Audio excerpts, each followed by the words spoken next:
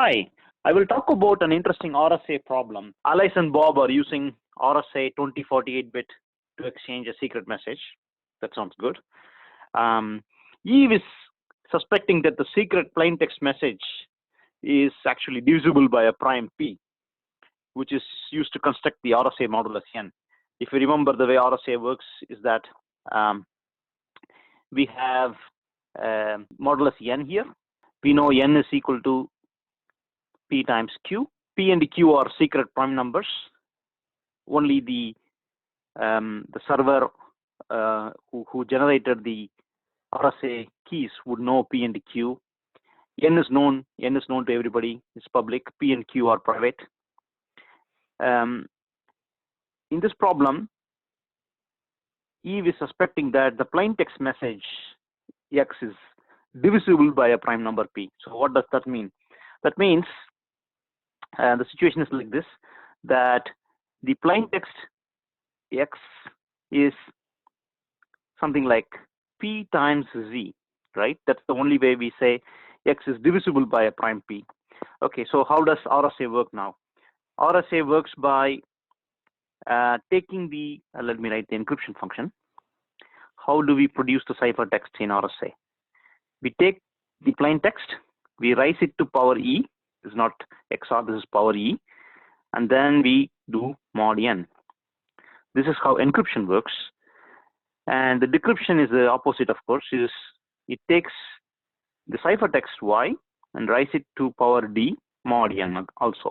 Okay, this is how the decryption works. And now we have to define what e and d's are. How are they connected to each other? E is usually a fixed constant known to everybody, 65,537 or something like that. But E and D are connected mathematically also. E and D has an interesting mathematical relationship here that I write it. E and D is usually programmed like this. E times D is congruent to 1 mod phi of n. Okay, what does that mean? It means that E is relatively prime to pi of n. Pi of n, I have to define what that is. Pi of n is nothing but the numbers that are relatively prime to n. So how many numbers are, so let me informally write it here, numbers less than n that are prime to n. Okay, that's the meaning of the phi of n function.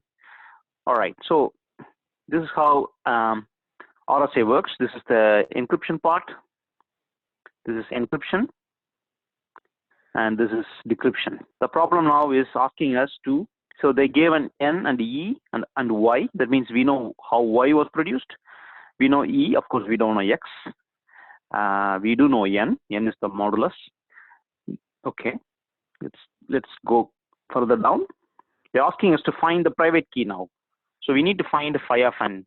Of course, it's difficult to find phi of n from n. That's the reason why RSA is using this kind of construction. But at the time of generation, it's easy because phi of n is related to p and q in an interesting way. Let me write it there here. Once you know p and q, phi of n is just product of p minus 1, q minus 1. But we don't know p and q, of course. That's the whole deal. All right. So the problem is asking us to find phi of n and the private exponent d. If we know d, we can find x because we know y, we know n, we can find x. I must also say that from y, we can't just take the e'th root to find x because finding e'th root in modular arithmetic is difficult. That's the reason RSA is constructed like this. Okay. All right. So this is how the problems are defined. All of the constants are clarified for you, expressions are clarified. So how do we solve this problem now? The trick is to focus on this part. The fact that x is a multiple of some prime p is made of some prime p. So how do we get the prime p now out? We don't know p, of course. We don't know x also. So one way we can approach is to think about how did we get y? We got y from x power e mod n, but we don't know x. We do know x is made of p times z. So if there is a magic way of, say, let me write it like this way. If there is a way to find GCD between x and n, this will give us p, because after all, n has p times q, x has p times z. We will know the p. But the problem is we don't know x, so we can't compute GCD of x comma n. We can think about this way. What about x power e comma n? Well, this is same as GCD of p power e, or let me write it like this way, raised to power z comma n. Okay, that's basically equivalent expressions, but still we don't know p, so we are still back to the same problem. Let's think about this one more time. What is p times e power z? I'm sorry, power, I messed it up here. P times z power e. So how do we get this resolved? We can focus on now this expression y, which somewhat resembles the expression that we are dealing with.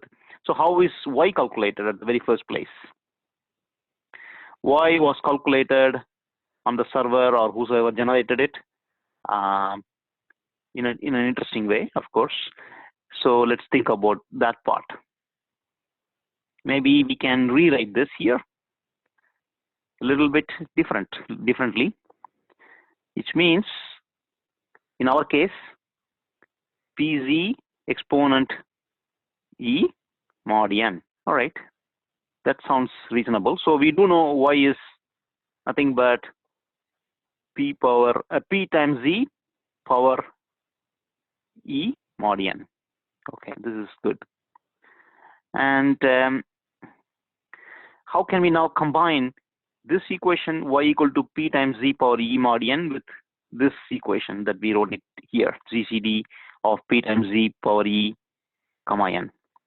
We can use Euclid for our purpose. Euclid has invented a really nice formula. We can use his idea. So Euclid discovered that if you have two numbers, say A and B, this is nothing but GCD of B and A mod B. Okay, what does this mean? How can we use this in our context? Easy. All we have to do now is look at this part. How did we get this? We got here B times Z power E comma N. According to this Euclid formula, it's same as taking the small number first, which is n in our case, and then take pz power e mod n, which we know, which is nothing but y. So we can rewrite it now. So how do we rewrite it?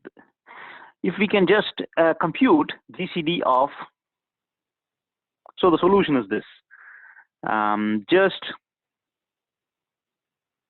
solution, simple, compute GCD of y and n. Why would this help? What is y? Y is nothing but pz power e mod n. So how can that be the same as this one? This one is saying GCD of a comma b is same as GCD of b comma a percentage b. So exactly what we need. Okay, now we know y, we know n. We can compute GCD of y comma n to get p. So let's try that. So I have this little Python program that I will show you how I can achieve that goal. I will first run my program and then get back to the GCD calculation and so on. Okay, so we have E 65,537, we have N, and we have Y. And I'm going to now copy all of these into my Python and run it for you. Okay, define our E, which is 65,537. They also gave us an N from the problem statement. We can copy the N. We have N, E, and Y ready. I wrote an extended Euclidean algorithm, so it will give us several things. D is the GCD, and I will use U and V. Don't worry about what U and V are at this point. X GCD of Y and N. Okay, and now I will print D, which is going to be our think D was not the right notation, so I'll change the notation just to avoid confusion. Because RSA also has a D, which is the private exponent. Okay. So print P. So here you go. This P is the one of the prime factors. Actually, we can find another prime factor easily. Q, which is nothing but N divided by P, right? Well, we will print Q. So we have P and the Q. We can even check now. Let's check our answers are correct. Print N, print P times Q. See whether P times Q matches. Yeah, you see here P times Q matches the N that I have. They both end exactly the same. So we do know exactly that our P and the Q are correct. So we got the prime factors P and the Q just by taking the GCD. Let me go back to the problem statement. Just by taking the GCD of the ciphertext Y with N, both are public variables, we can find the private variables P and the Q. And now the problem is extremely simple. We found the value P and the Q. Now pi of n can be easily computed. I will show you how to do pi of n. Pi of n is nothing but P. Let me just assign, yeah, print P minus 1 times Q minus 1. That's all. That will give you the pi of n. So we know pi of n, and it's easy now to find the private exponent D also. How do we find D? D is nothing but mod inverse of E using pi of n that we just got. So let me assign the previous expression into a variable. Let's call it phi, right? This is phi. And now, how do I find the private exponent D? I wrote a mod inverse function, which will take my E and the phi, and it will compute the inverse. So we can now print the D. So this is the private exponent. Okay. So we know private exponent, we know public exponent. We got everything we need from this GCD problem. We could get all of the variables we need, the private variables. Okay, so does this mean RSA is broken? That whenever we can just compute the GCD of ciphertext with the modulus, we can get the private variables and also the keys? Well, it's not exactly correct. The reason why in this case we were able to derive the private variables is because the message is a multiple of one of the secret primes. How often that happens is an interesting question to analyze. Okay, so let's think about that way. How many numbers are there? We work with very large numbers in RSA, for example, 20, 48-bit RSA. So let's do some analysis. What is the chance that this can happen? Okay. Let me just open a simple file, analysis.txt, just to explain to you my thoughts. So what is phi of n? We know phi of n is nothing but P minus 1 times Q minus 1, right? This is what phi of n is. This is pi of n. Okay.